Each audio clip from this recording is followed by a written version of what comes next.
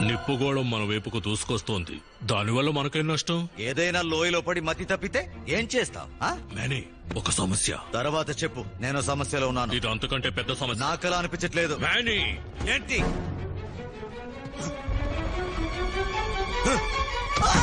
Many, okay, వేడుకపోతా ఇది. అందరూ బయలుదేరండి. ఇళ్ళకి వెళ్ళి నిద్రపోండి. బయలుదేరండి.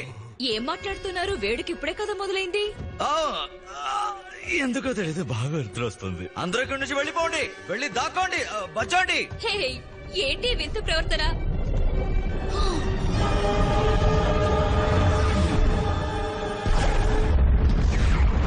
చూడండి, ఇక్కడ చాలా వస్తున్నాయి. ఉల్కల వర్షం. వర్షం కురుస్తోందా? మేరీ దానికి ప్రేమ చూపించబోయి మనకి చావు చూపించాడు. నా కోసం మీరు